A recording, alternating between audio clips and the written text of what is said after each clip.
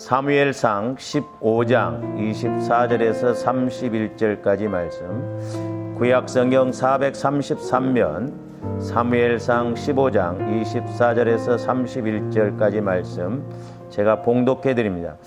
사울이 사무엘에게 이르되 내가 범죄하였나이다. 내가 여호와의 명령과 당신의 말씀을 어긴 것은 내가 백성을 두려워하여 그들의 말을 청종하였음이니이다. 청하오니 지금 내 죄를 사하고 나와 함께 돌아가서 나로 하여금 여호와께 경배하게 하소서 하니, 사무엘이 사울에게 이르되 나는 왕과 함께 돌아가지 아니하리니 이는 왕이 여호와의 말씀을 버렸으므로 여호와께서 왕을 버려 이스라엘 왕이 되지 못하게 하셨음이니이다 하고, 사무엘이 가려고 돌아설 때에 사울이 그의 겉옷자락을 붙잡음에 찢어진지라.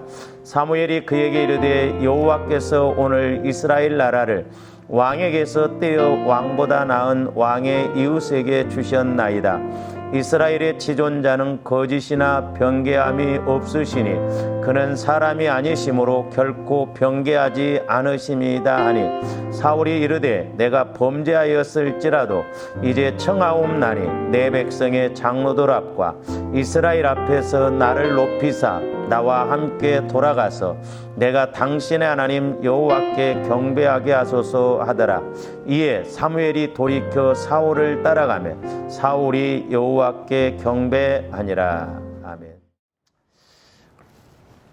계속해서 오늘 이제 그 제목은 언약의 관계가 깨지면이라는 제목으로 세 번째 시간을 이렇게 갖고자 합니다.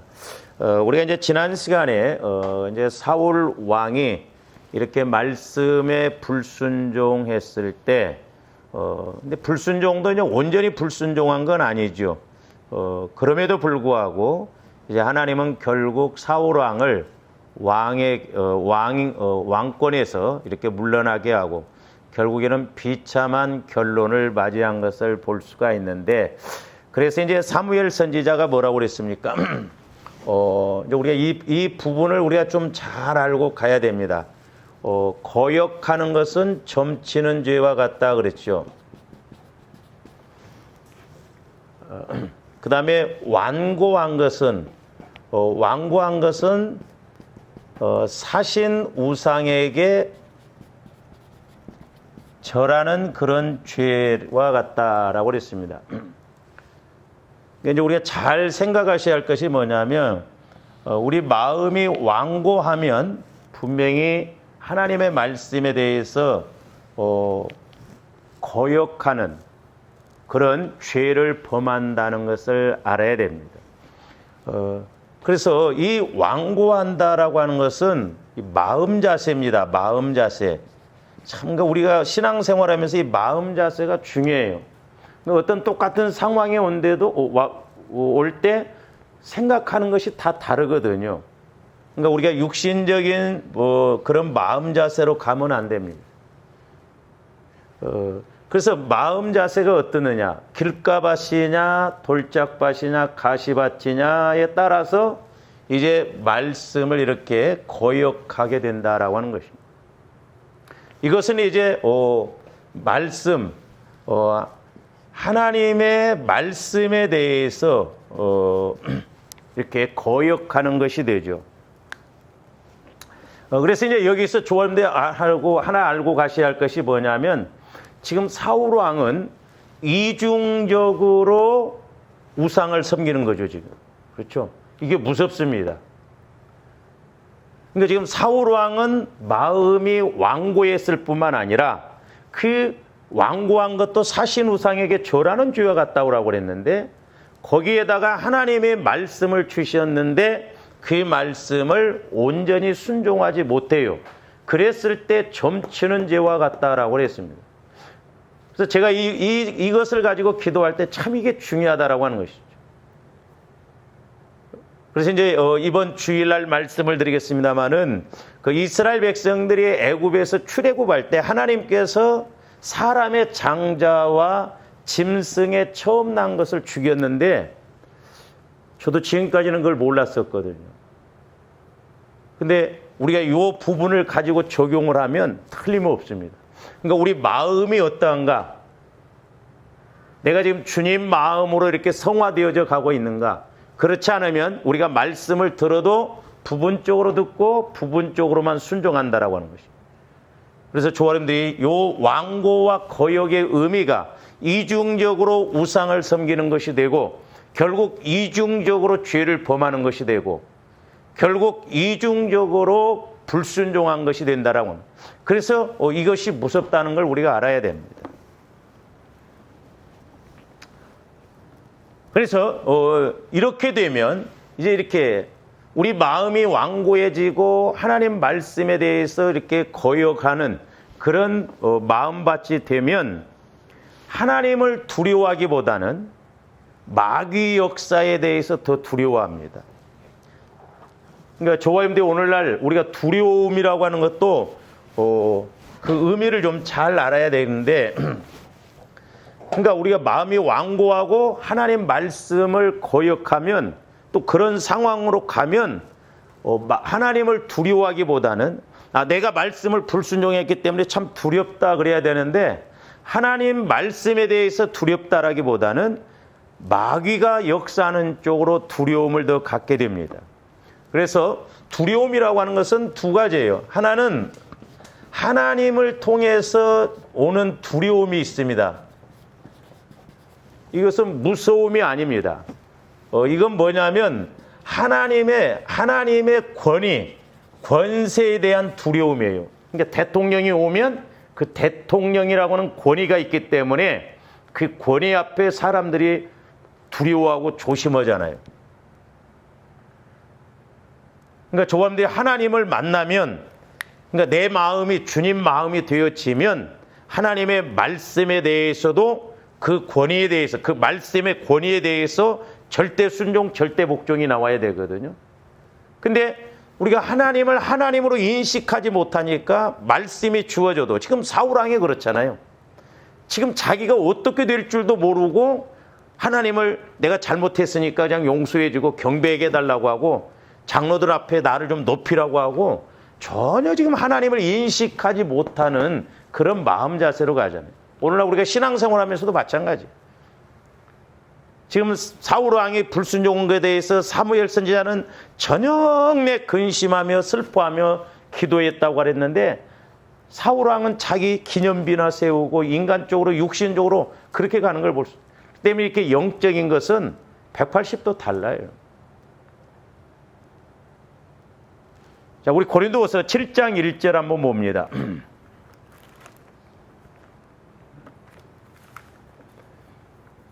고린도후서 7장 1절 보시면 그런즉 사랑하는 자들아 이 약속을 가진 우리는 하나님의 약속 말씀을 가졌어요. 그렇기 때문에 우리는 하나님을 두려워하는 가운데서, 그러니까 우리에게 약속이 있거든요. 그러니까 하나님은 하나님의 권위를 가지고 우리에게 약속, 언약, 말씀을 하시거든요. 하나님을 두려워하는 가운데서 거룩함을 온전히 이루어 영과 육과 영의 온갖 더러운 것에서 자신을 깨끗하게 해요. 그러니까 육과 영의 더러운 것에서 깨끗하게 하잖아요. 그러니까 영적인 측면에서도 우리가 깨끗해야 되고 또 육신적인 측면, 이런 측면에서도 우리가 거룩하고 깨끗해야 될 줄로 믿습니다. 왜냐? 하나님은 권세를 가진 권위가 계신 분이기 때문에 감히 우리 인간이 그 앞에 설 수가 없거든요. 그 다음에 이제 또 하나는 뭐냐면, 것은 뭐냐면, 하나님이 우리에게 사랑을 베풀어 주시고 분명히 언약을 주시는데 그것을 우리가 순종하지 못하면 거기에 따른 심판이 옵니다. 심판도 두 가지죠. 하나님은 오래 참으시지만 끝까지 참으시지 않는다고 그랬어요. 그래서 하나님은 때로 이 땅에서 심판하시기도 하고 장차 우리 주님이 재림하실 때 그때는 이제 빼도 박도 못한 심판이 있다 이 말이에요. 그래서 이제 조화 이름들이 이런 하나님이 주시는, 그러니까 하나님이 우리에게 우리가 흔히 겪는 두려움, 그걸 주시기 위한 것이 아니거든요. 하나님을 하나님으로 인식하게 하시는 그런 권위적인 두려움. 그러나 우리 하나님께서 우리에게 은혜 주시고 약속의 말씀을 주셨는데 거기에 불순종했을 때 이 땅에서 오는 때로는 심판이라든가 징계라든가 장차 우리 주님 재림하실 때 오는 심판이 두렵다는 걸 알아야 되거든요. 그래서 성경에서는 뭐라고 그랬느냐? 자, 요한일서 4장 17절에서 18절 한번 봅니다. 요한일서 4장 17절에서 18절. 이로써 사랑이 우리에게 온전히 이루어진 것은 우리로 심판날의 담대함을 가지게 하려 함이니 주께서 그러하심과 같이 우리도 이 세상에서 그러하니라. 사랑 안에 두려움이 없고, 사랑 안에 뭐가 없다라고 그랬습니까? 두려움이 없다는 거예요. 하나님이 우리를 심판하신다 할지라도 우리는 사랑 안에 거하고 사랑을 따라 행했기 때문에 그 심판에 대한 두려움이 없다. 이 심판은 무섭거든요. 그래서 내가 하나님 사랑을 따라갈 때 우리가 마태복음 25장에 있는 말씀처럼 양과 염소로 분리되잖아요. 그건 가난한 자를 돌본 것보다도 물론 가난한 자를 우리가 돌봐야 했지만 얼마만큼 내가 사랑을 따라 행했느냐가 이런 심판 때 두려움을 쫓아내는데, 그래서 온전한 사랑이 두려움을 내쫓나니 두려움에는 형벌이 있음이라 그랬죠. 그래서 두려워하는 자는 사랑 안에서 온전히 이루지 못하였느니라. 그러니까 저와 여러분들이 육신적인 두려움, 마귀가 주는 두려움은 왜 그래요? 하나님이 주시는 사랑 안에 거하지 못하면 그런 두려움이 오고, 또 장차 우리 하나님이 심판하실 때 그 오는 심판에 대한 두려움이 왜 그러냐? 우리가 사랑을 따라 행하지 못하기 때문에 그렇다라고. 그 다음에 이제 또 하나는 뭐냐면, 흔히 우리가 느끼는 이제 두려움은 뭐냐면 마귀가 주는 두려움이 있습니다. 이 두려움, 다른 말로 말하면 무서움, 이런 겁니다. 그러니까 마귀가 주는 것 중에 어떤 것에 대해서 우리가 욕심을 갖는 것, 그것도 마귀가 쓰는 도구인데, 또 어떤 상황 앞에서 우리가 믿음을 갖지 못하게 하는 게 뭐냐면 마귀가 주는 이 두려움이에요. 두려움. 조아님도 이 두려움이 없어야 될 줄로 믿습니다. 이 두려움이 없으면 뭐가 무섭겠어요? 그래서 그 어떤 것도 하나님 사랑에서 우리를 끊을 자가 없다고 그랬잖아요. 그러니까 하나님 사랑을 알면 두려움이 없고, 아까 말씀드렸던 것처럼 사랑을 따라서 우리가 행하면 하나님이 심판하실 때도 그 두려움도 두렵지 않다라고 하는 것이. 근데 이 마귀가 주는 두려움은 제가 몇 가지로 한 3가지 정도로 이렇게 추론을 해본다고 한다면, 저와 여러분들이 무엇을 두려워하냐면 사람을 두려워합니다. 사람을. 저와 사람을 두려워하면 안 돼요. 근데 이 사람에 대해서 두려움을 많이 갖는데, 사울 왕도 보면은 이 사람들을 두려워해서 자기가 죄를 졌다라고 말하고 있는데, 자, 오늘 사무엘상 15장 24절에 보시면 사울이 사무엘에게 이르되 내가 범죄하였나이다.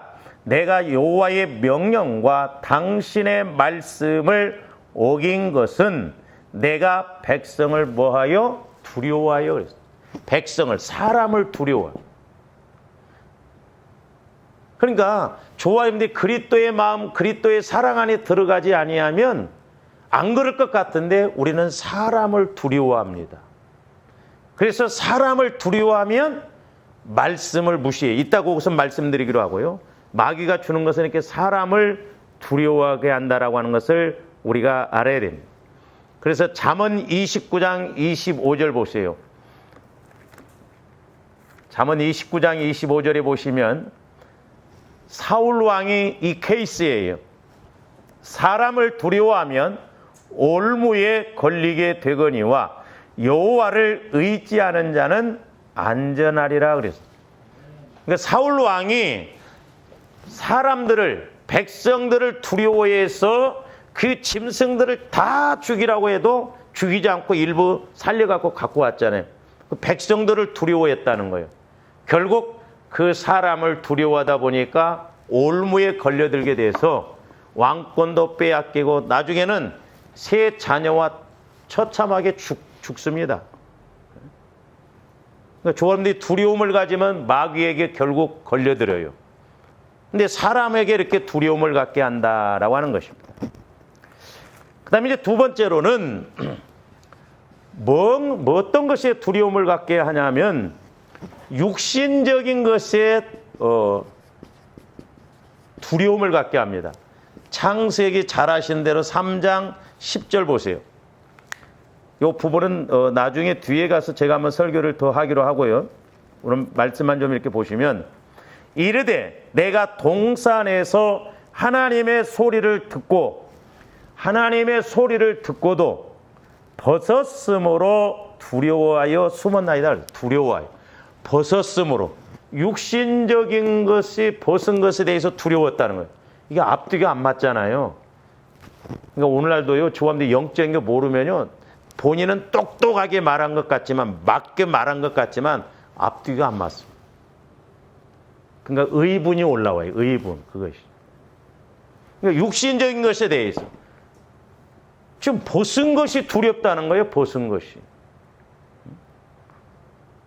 이거 하나 문제될 것이 없거든요.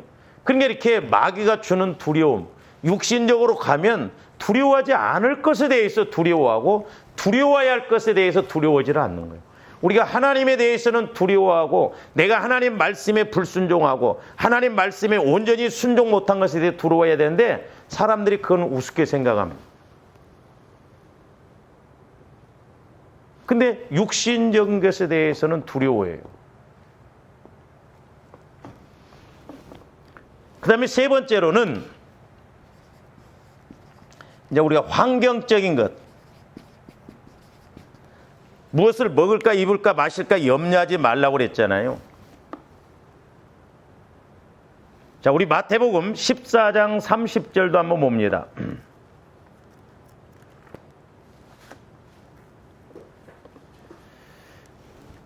자, 우리 예수님이 이제 바다 위로 걸어올 때 베드로가 나로 오라소서 하니까 이렇게 베드로가 물 위를 걸어서 가다가 30절 보세요. 바람을 보고 무서워. 그러니까 이 무섭다라는 것은 두려움이라고 하는 말이거든요. 두려움은 이 무서움과 같이 가져요. 그러니까 무서움이 왔다는 건 뭐예요? 두려움이 왔다는 거예요. 그러니까 물에 빠져가니까 죽을까 봐서 두려움이 오니까, 무서움이 오니까 주여 나를 구원하소서. 그러니까 우리 예수님, 믿음이 작은 자여 왜 의심하느냐. 그러니까 이 의심과 두려움, 무서움 이런 건 전부 같이 갑니다. 환경적인 것. 그러면서도 이제 그 앞에 마태복음 14장 26절, 27절도 보세요. 제자들이 그가 바다 위로 걸어오심을 보고 놀라.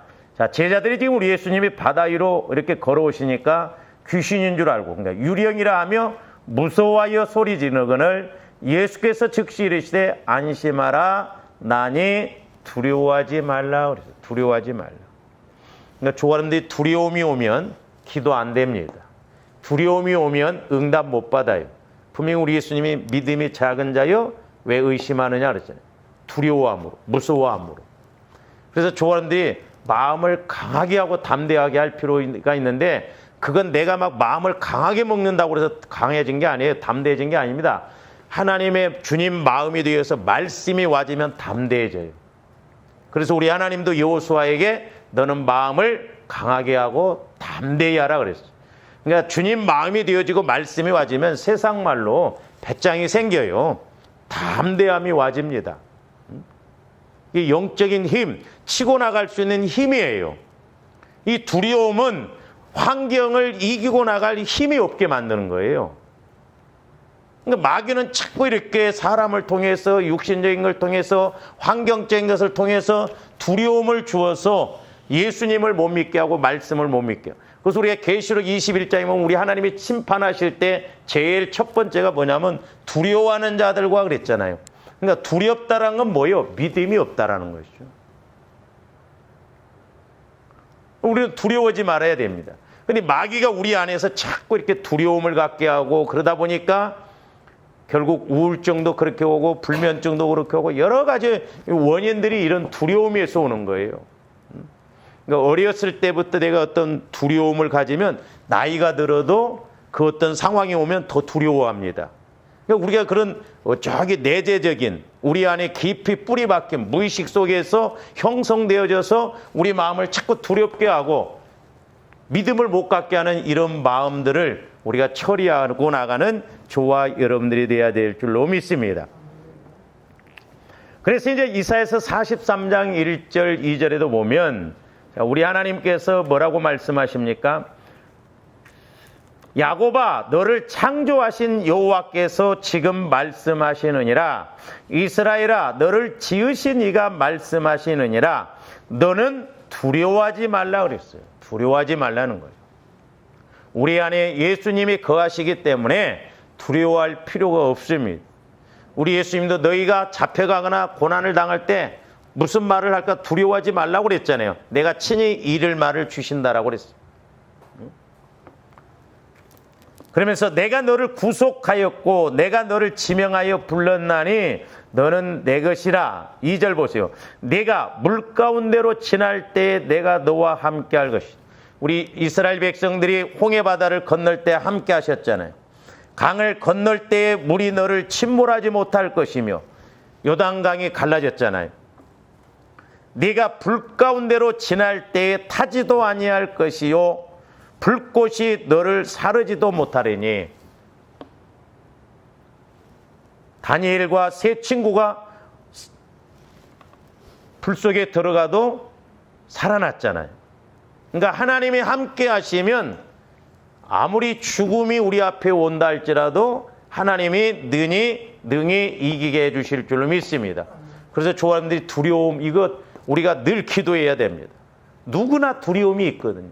어떤 큰 문제가 오고 또 물질적인 문제가 오고 질병의 문제가 오고 더더구나 죽음의 문제가 앞에 오면 두려움이 얼마나 엄습합니까? 그래서 어떤 사람이 죽었는데 왜 죽었느냐? 냉동칸에 이렇게 이제 열차가 그 냉동실이 있어서 거기다 냉동품을 했는데 전기가 안 들어갔대요. 그 냉동이 안 되는데도 나는 이제 죽었다. 아주 스스로 두려워가지고 자기 생각에 결국 충격을 받아서 죽었다는 거예요. 그렇잖아요. 이게 무섭습니다. 내가 나를 그렇게 만들어버리는 거예요. 이제 저도 이렇게 기도를 해보면 어떤 상황이 올 때 하나님의 마음을 주시면 어떤 마음이 오냐면 막 강한 마음이 옵니다. 강한 마음.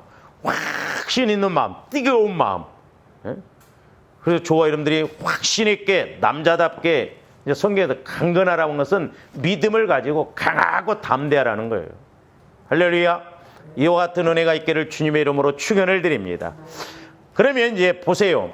마귀가 이렇게 사람을 통해서 육신적인 걸 통해서 환경적인 것을 통해서 두려움을 주는데 이제 마귀가 주는 이런 두려움이 오면은 어떻게 하느냐? 하나님과의 관계가 문제다 이 말입니다. 그냥 그것으로만 끝나면 괜찮은데 그러니까 벌써 이중적으로 갚버리 보면 내 마음에서 벌써 완고하면 내가 스스로 두려워해버리고 어떤 말씀이 주어져도 그걸 안 믿어버리고 그러잖아요. 그래서 이렇게 마귀가 주는 두려움을 갖게 되면 제일 먼저 하나님과의 관계에서 어떤 현상이 벌어지냐면 말씀을 거역해요. 다른 말로 말하면 말씀을 불순종합니다.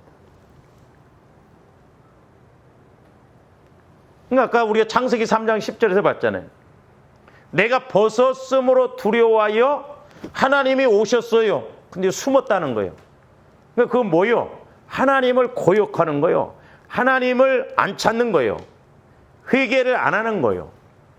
하나님 말씀에 순종하지 않는 거예요. 그러니까 말씀을 거역하는 것입니다. 두려움이요. 육신적인 두려움, 환경적인 두려움, 사람에 대한 두려움이 오면 말씀을 주어도 말씀을 거역해버립니다. 불순종해버려요. 너무너무 안타까워. 그 다음에 두 번째로는 뭐냐면 말씀을 가감합니다. 가감. 더하거나 빼는데 이제 이거 두 가지입니다. 이게 말씀을 가감하는 것에 있어 두 가지인데, 하나는 뭐냐면 부분적으로 순종해요.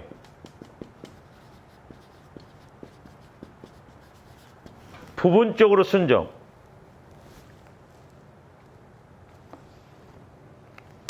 그래서 조함들이 자꾸 말씀을 우리가 많이도 알고 인식해서 온전하게 순종해야 될 줄로 믿습니다. 자, 오늘 말씀 앞절을 한번 보세요. 이제 그 사무엘상 15장 18절에서 19절 보세요. 물론 하나님께서 사무엘 선지자를 통해서 15장 3절에서 아말렉 사람들뿐만 아니라 짐승이 됐든 다 쳐서 죽이라고 그러잖아요. 그래서 사무엘 선지자가 다시 18절 19절에서 이렇게 또 말합니다.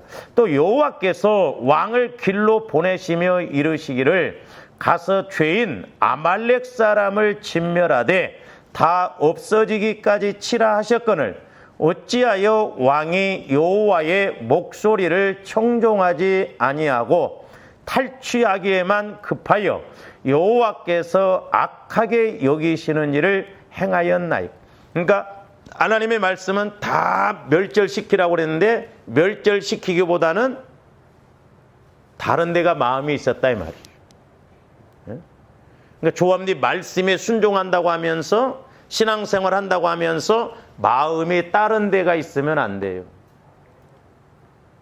그러니까 사울 왕이 뭐라고 대답합니까? 20절 21절에 보니까 사울이 사무엘에게 이르되 나는 실로 여호와의 목소리를 청종하여, 목소리를 청종했다는 거예요. 그러니까 조합니 잘 아셔야 할 게 뭐냐면 밥 한 숟갈 먹어도 밥 먹었다고 하고 반 그릇 먹어도 밥 먹었다고 하고 한 그릇 먹어도 밥 먹었다고 하죠. 누가 정확한 사람이요? 한 그릇 먹은 사람이 온전한 거예요. 그러니까 지금 사울 왕은 말씀을 청종해서 순종했다는 거예요. 그러면서 뭐라고 그랬습니까? 여호와께서 보내신 길로 가서 아말렉 왕 아각을 끌어왔고 아말렉 사람들을 진멸하였으나 다만 백성이 그 마땅히 멸할 것 중에서 가장 좋은 것으로 길갈에서 당신 하나님 여호와께 제사하려고 양과 소를 끌어왔나이다 하는지라 그랬어요. 그러니까 다 멸절시켰는데 짐승 중에 좋은 것은 하나님께 제사 드리려고 헌금하려고 갖고 왔다는 거예요. 모든 것이 가하나 모든 것이 옳은 것이 아니라고 그랬잖아요. 그러니까 부분적으로 순종하면 안 됩니다. 이제 주일날 제가 그래서 지난번에 이제 말씀을 못 드렸는데 물질적인 측면에서 이 11조는요 절대 떼먹으면 안 됩니다. 전 선악과예요. 선악과입니다. 제가 저 부분은 물질에 관한 설교를 많이 했음에도 불구하고 성령께서 조명해 주시는데 무섭더라고요. 우리는 그걸 인식을 못해.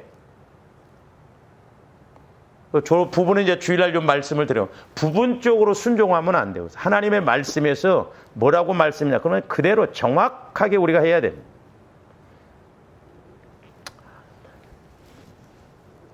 그 다음에, 이제 보세요. 그러니까 말씀을 가감을 하면 부분적으로 순종하는데, 이제 가감하면서 마귀는 또 어떻게 말씀을, 이렇게 또 가감하냐면, 왜곡합니다. 왜곡. 말씀을 그럴싸하게 왜곡을 시켜버려요. 자, 이 부분에 대해서는 우리가 마태복음, 마귀가 예수님을 시험할 때 뭐라고 했는가? 마태복음 4장 5절부터 6절 한번 보세요. 이에 마귀가 예수를 거룩한 성으로 데려다가 성전 꼭대기에 세우고 이르되 내가 만일 하나님의 아들이여든 뛰어내리라 기록되었으되 그가 너를 위하여 그의 사자들을 명하시리니 그들이 손으로 너를 받들어 발이 돌에 부딪히지 않게 하리로다 하였느니라. 그러니까 지금 마귀가 예수님 보러 뭐라고 그래요? 성전에서 뛰어내리라는 거예요.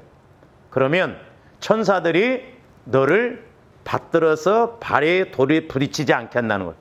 맞는 말인 것 같잖아요. 돌로 떡을 만들어. 그러니까 조합원들이 영분별을 잘해야 된다는 것이 뭐냐면 하나님은 절대 돌로 떡 안 만드십니다. 창조 질서를 깨뜨리시거든요.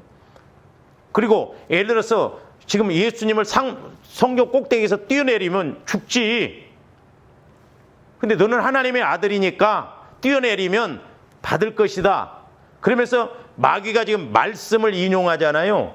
말씀을 인용하는데 말씀을 빼거나 더해버립니다. 가감해가지고 그 말씀의 의도를 변개시켜버려요.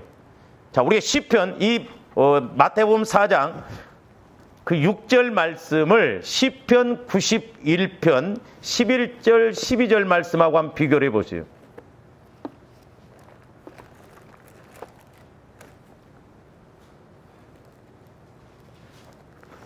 시편 91편 여러분들이 그 마태복음 4장하고 이렇게 딱 한번 이렇게 보시면 11절 12절에 보면 그가 너를 위하여 그의 천사들을 명령하사 네 모든 길에서 너를 지키게 하십니다. 그러니까 이 말은 뭔 말이에요? 하나님의 천사들을 통해서 우리 가는 삶에 우리를 지켜주시고 인도해 주신다는 그런 의미요. 근데 마귀는 뭐예요? 뛰어내리라는 거야. 그러니까 11절에서는 지금 마귀가 어디를 빼버려요? 네 모든 길에서 너를 지키게 하심이라 그 부분을 빼버립니다. 그리고 12절에 뭐라고 그랬어요? 그들의 손으로 너를 붙들어 발이 돌에 부딪히지 아니하게 하리로다. 근데 마귀가 그 11절 후반절 네 모든 길에서 너를 지키게 하심이라 그걸 빼버리고 뭐라고 그래요? 성경 꼭대기에서 뛰어내리라는 거야. 네가 하나님의 아들이거든. 그러면 천사들이 그들의 손으로 너를 붙들어서 발에 돌이 부딪히지 않게. 그러니까 마귀가 하는 말도 그럴싸한 것 같은데 이건 믿음이 아니에요. 무모한 짓입니다. 우리가 불구덩으로 들어가면서 하나님이 살리시겠지. 그 죽으로 들어가는 것이지. 그러니까 마귀가 이렇게 충동시킬 때가 있어요. 그러니까 우리가 말씀에 대해서 오해하면 안 됩니다. 왜곡시켜버리잖아요. 가감해서. 그러니까 사울 왕처럼 부분적으로 순종하게 한다든지 아니면 마귀가 예수님을 시험할 때 이렇게 왜곡시켜 빼버리거나 도해서 죽을까 하노라. 정령 죽으리라 했는데 죽을까 하노라 그랬잖아요. 절대 먹으면 안 되는데 먹어도 되는 것처럼 그렇게 이야기를 한다 이 말이죠. 그러니까 마귀도 이렇게 말씀 갖고 공격한다는 걸 알아야 돼요. 그래서 조함들이 분별을 잘해야 될 줄로 믿습니다. 자, 로마서 5장 20절 말씀도 한번 보세요. 옛날에 어떤 권사님이 세상에 가서 이렇게 타락하고 막 남자 만나고 다니면서 뭐라고 하냐면 그 집사님한테 글더래요. 5장 20절 보세요. 율법이 들어온 것은 범죄를 더하게 하려 함이라. 그러나 죄가 더한 곳에 은혜가 더욱 넘쳤나니. 죄가 더한 곳에 은혜가 더욱 넘쳤으니까 자꾸 죄를 범할수록 하나님이 은혜를 더 주신다고 생각하더래요. 그 권사님이. 그러니까 자꾸 죄를 범할수록 은혜를 더해 주신다고 그랬으니까 가서 내가 막 바람도 피우고 막 죄도 짓고 그러면 그래서 또 교회 가서 회개하면 죄가 많은 곳에 은혜가 많다. 그 말이에요 지금? 그게 아니잖아요. 이 말은 뭔 말이냐면 율법이 온 것은 자꾸 그러니까 율법으로 이렇게 들이대면 좋아 이러는데 죄가 자꾸 드러나잖아요. 그러니까 죄가 드러날수록 회개하고 나갈 때 은혜가 크게 임한다는 것이지 죄를 질수록 자꾸 은혜가 더 임한다는 그 말이 아니야. 앞뒤 말을 우리가 잘 알아야죠. 그럴 것 같으면 우리가 뭐하러 거룩하게 살아 막. 그러니까 이렇게 마귀가 말씀을 왜곡을 해가지고 자기 생각대로 죄가 더한 곳에 은혜가 많대. 그러니까 우리 한잔 해. 뭐 하나님 뭐 죄가 많은 곳이 은혜가 많다고 하는 게 또 용서도 해 주시겠지. 이 육신의 생각, 육신의 마음이 무섭습니다. 그래서 조아름들이 내가 이렇게 하는 말, 내가 생각하는 것에 대해서도 분별을 잘 해야 돼요. 예를 들어서 이제 보세요. 내가 지금까지 그런 경우는 없었는데 여러분들이 이렇게 헌금을 했어. 뭐 이렇게 해서 감사헌금을 했던 뭐 특별헌금을 했던지 했다고 칩시다. 근데 목회자인 내가 집사님 왜 그것밖에 안 해서 더 해야지요? 그러면 여러분들이 어떻게 생각하겠어? 아유, 내가 이렇게 좁게 했는가? 그렇게 생각해야 되는데 뭐 그럴 수도 있겠죠. 근데 이제 여러분들은 보통 뭐라고 그래요? 아, 있으면 더 하고 싶지. 뭐 누구는 뭐 안 하고 싶나? 있으면 더 하지. 예? 나도 있으면 더 하고 싶지. 안 하고 싶어서 안 해? 그럴 수 있잖아요. 때로는 그런 말들이 맞는 것 같은데 육신의 생각이 그런 생각, 마음을 가짐으로 내가 물질적으로 벗어나지를 못하게 하는 경우도 있다는 걸 알아요.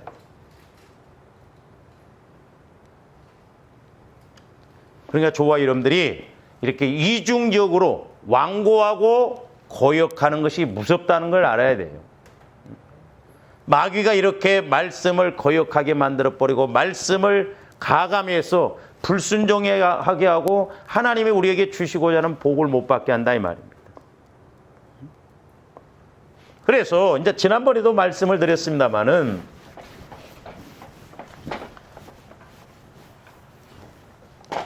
이제 이 완고와 거역 이 두 가지가 이제 문제인데 신약에 와서 보면 제가 이제 사도행전 5장을 통해서 말씀드렸어요.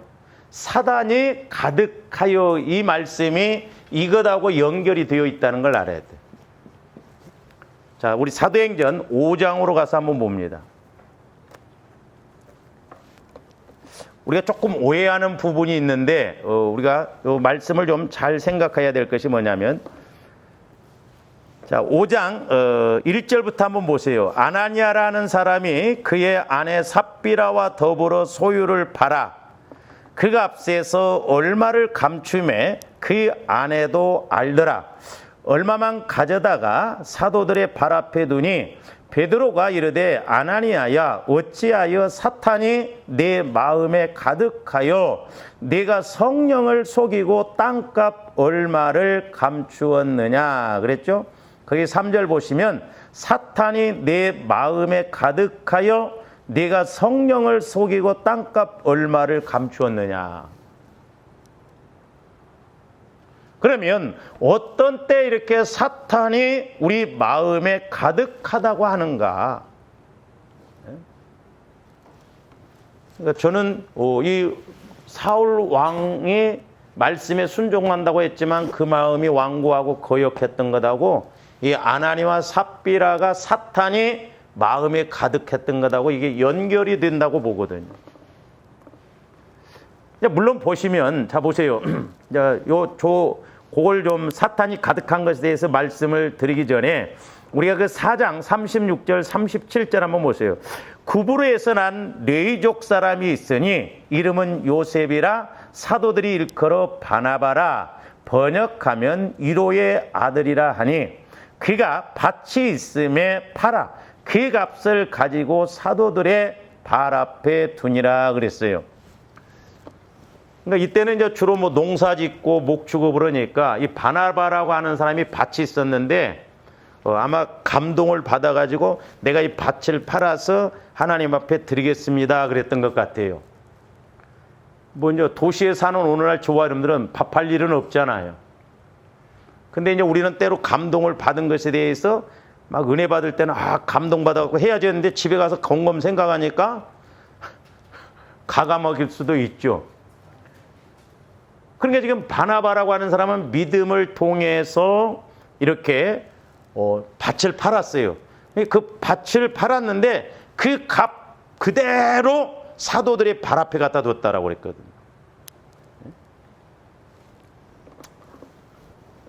그러니까 예를 들어서 한번 이제 계산해 봅시다. 우리가 설교에서라도 액수를 좀 많이 한번 잡아 봅시다.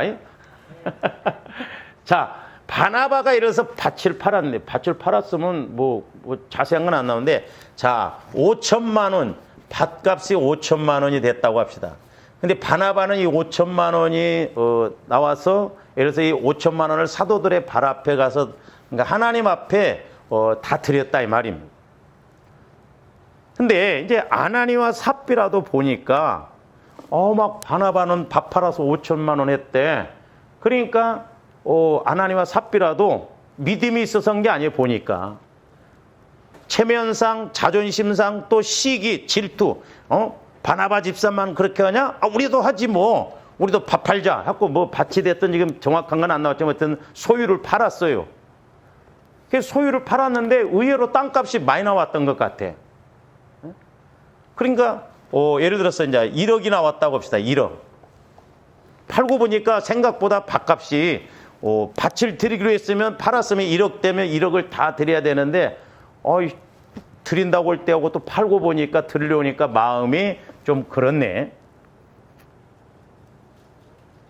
그러니까 이제 물론 한마디로 말하면 아나니와 삽비라는 바나바처럼 믿음으로 하지 않고 자기 감정을 가지고 이렇게 자기 의를 드러내고자 뭐 때로는 시기심이나 질투 또는 교만한 마음으로 했을 수도 있어요. 체면상. 그래서 팔아서 그 밭값, 땅값이 1억이 했는데 예를 들어서 1억을 안 드리고 바나바 집사도 5천만 원 했으니까 우리도 5천만 원만 하자 해가지고 예를 들어서 5천만 원만 드렸어요.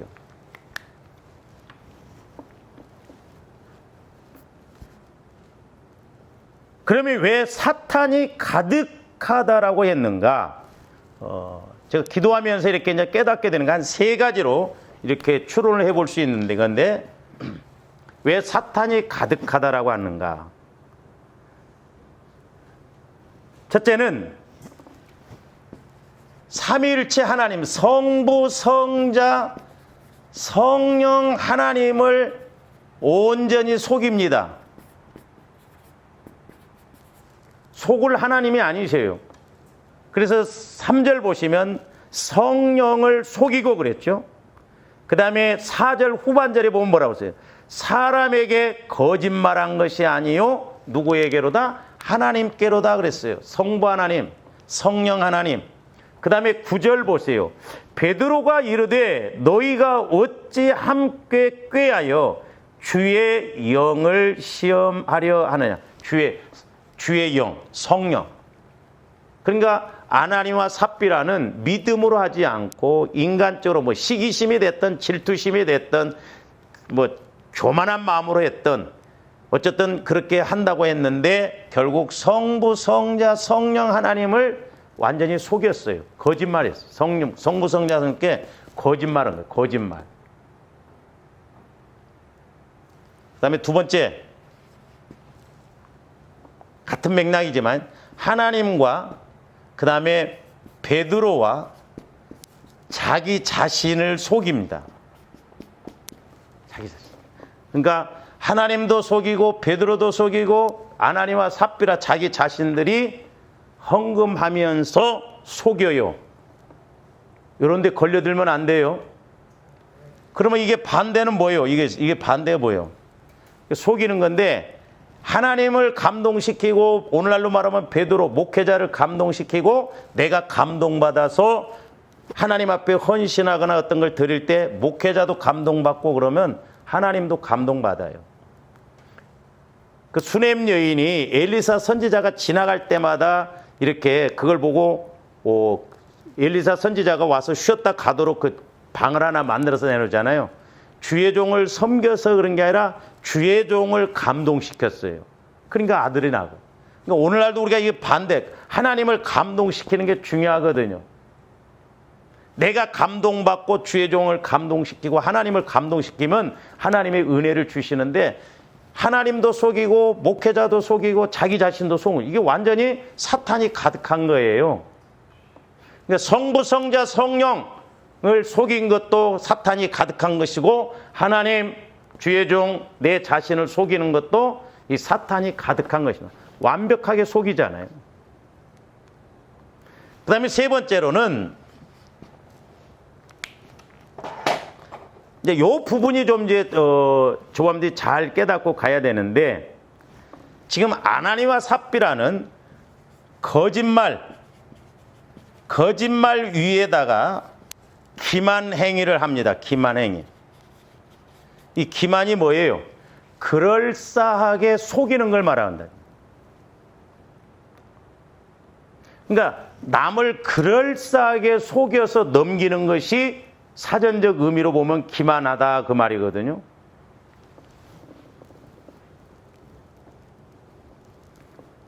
잘 보세요. 자, 완고하는 것도 우상 섬기는 거, 거역하는 것도 우상 섬기는 것이라고 그랬어요. 사실운상에게 절하고 점치는 죄와 하는 게 결국 우상. 그러니까 이게 뭐라고 써요? 이중 거짓말이라고 했죠. 이중 우상을 섬기는 것이요. 이중 이게 거짓말이 되는 거고 이중 죄를 짓는 거거든요. 이중적으로. 그러니까 지금 아나니와 삽비라가 이 세 번째에서는 이중적으로 죄를 범해요. 이중적으로. 이중 거짓말을 합니다. 근데 아담과 하와도 마찬가지야. 아담도 선악과 따먹었어요. 영혼이 죽었습니다. 그러니까 지금 죄를 범했거든요. 근데 자기 자신을 모르고 벗었으므로 두렵다라고 그래요. 지금 엉뚱하게 말하잖아요. 그것도 죄예요. 말씀에 불순종한 것도 죄고. 그래서 숨었다는 거예요. 그래서 아나니와 삽비라가 이제 요거 1번, 2번도 문제지만 여기서 이중적으로 거짓말 위에 거짓말을 더하는 것인데, 자, 이게 뭔 말이냐면,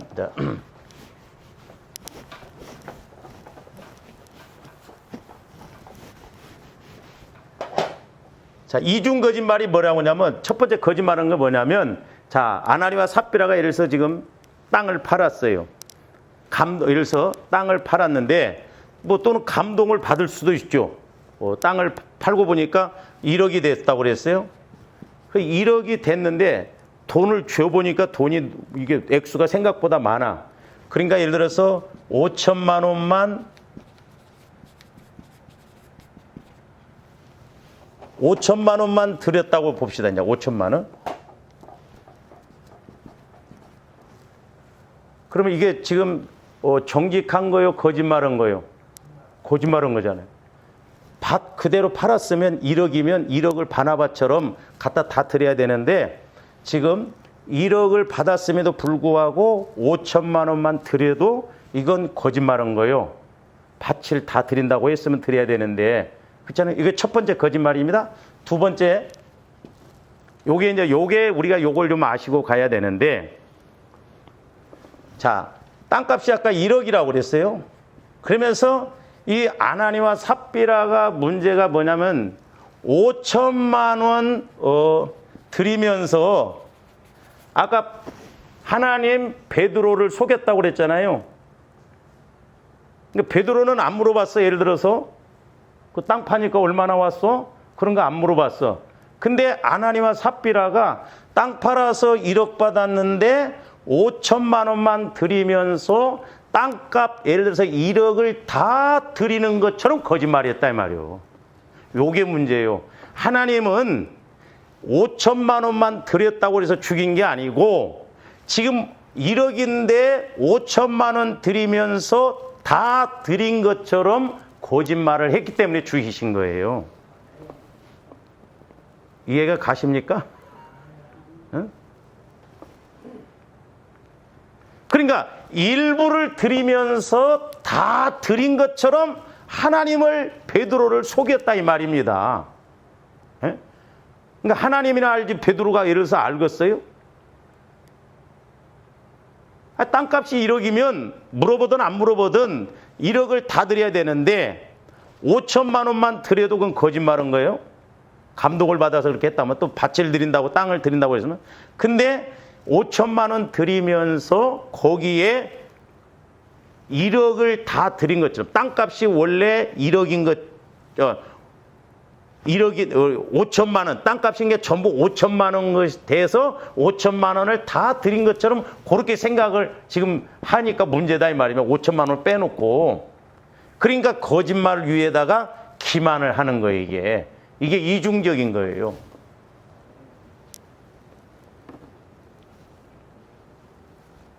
그러니까 하나님께서는 아나니와 삽비라를 죽이시는 것은 땅값의 일부만 드렸다고 해서 죽이신 것이 아니라 일부만 드리면서 다 드린 것처럼 그렇게 거짓말을 했다 이 말이죠. 그래서 이렇게 속였기 때문에 죽이신 것입니다. 이것이 사탄이 마음에 가득한 거예요. 그렇잖아요. 이중적으로 속이잖아요. 절반만 드려도 지금 속이는 것인데 절반 드리면서 다 드리는 것처럼. 안 그러니까 내 지금 수중에 돈이 2만 원이 있어요. 2만 원이 있는데 만 원만 주면서 나는 지금 만 원밖에 없어. 이게 전부야. 그런 것처럼 그렇게 이중으로 속인 것이잖아요. 왜? 만 원은 내 지금 주머니에 있는데 만 원 주면서 내게 이게 난 전부 내가 갖고 있는 돈이 이것밖에 없어. 이게 전부야. 이게 지금 만 원이 있어요, 없어요? 있어. 그게 이중적으로 속이는 거라니까. 그게 기만의 행위라고 하니까. 그러니까 하나님은 이것을 더 악하게 보신 거예요. 그러니까 결국 그 뭐요? 완고하니까 지금 마음밭이 완고해서 점치는 죄와 같고, 그 다음에 고역하잖아요. 고역도 말씀이 주어질 때 그 말씀을 고역한 것이 이중적으로 지금 아나니와 삽비라가 이렇게 죄 짓는 것하고 같은 맥락이다 이 말입니다. 만약에 베드로가 이것을 몰랐더라면 아마 삽비라와 아나니아는 초대교회를 세워나감에 있어서 교회를 상당히 어렵게 할 수도 있어요. 왜?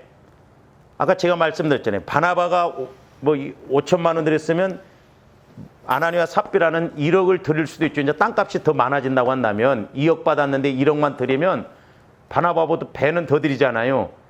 그러니까 그런 교만한 마음, 그런 마음을 가지고 초대교회를 세워나감에 있어서 마귀가 아나니와 삽비라를 통해서 그 교회를 얼마나 어렵게 했겠냐 이 말이죠. 근데 하나님은 이걸 아시고 베드로를 통해서 투시를 통해서 속이는 것을 알고 부부가 3시간 차이로 죽게 만듭니다. 그러니까 자기들이 헌금을 제일 많이 했다고 생각하면, 야, 우리가 그래도 제일 헌금 많이 했다. 땅 팔아서 얼마나 교만하고 의기양양하고 큰 소리 치고 그러겠어요. 그러니까 교회에서도 보면 헌금 많이 한 사람이 자꾸 유세 부리려고 합니다. 자꾸 큰 소리 치려고 하고, 자꾸 목회자도 핸들링을 하려고 하고, 자기 주장을 막 앞장 세우고 그러려고 하거든요. 그래서 교회는요, 어떤 특별한 한 사람이 헌금 많이 하면 안 돼요. 적어도 골고루 같이 이렇게 움직여 나가야 됩니다. 그러니까 아나니아는 이렇게 절반 드리면서 다 드린 것처럼 없고, 베드로 속이고 자기 자신들 속이고, 성부 하나님, 성자 하나님, 성령 하나님을 완벽하게 속이, 이게 사탄이 가득한 거예요. 그러니까 사울 왕도 완고하고 거기에다 또 말씀을 거역해버리니까 결국 하나님께 버림을 받아서 나중에 비참한 지경에까지 가는 걸 볼 수 있습니다. 근데 이 사울 왕과 아나니와 삽비라, 또 구약에 가서 아담과 하와도 보면 똑같습니다. 이 원리가. 그래서 조아님들이 이런 영적인 분별을 잘하고 나감으로 승리하시기를 주님의 이름으로 축원을 드립니다. 오늘 여기까지입니다. 사랑의 주님, 감사를 드립니다. 이제 우리 마음이 완고하지 않게 하여 주시옵소서. 완고한 것은 우리가 점치는 죄와 같고, 또한 완고하다 보면 하나님의 말씀을 거역하여 사신 우상에게 절하는 죄와 같다고 했는데, 우리 이렇게 이중적으로 우상 섬기고 이중적으로 죄를 범하고 이중적으로 자칫 우리가 속일 때가 있음을 고백합니다. 성령 하나님, 주님 마음을 통하여서 온전한 믿음, 온전한 마음으로 나아감으로 하나님도 좋고 나도 좋고 모든 사람도 좋은 저희들 되게 하여 주시옵소서. 감사와 영광을 돌리오며 예수 그리스도 이름으로 기도하옵나이다.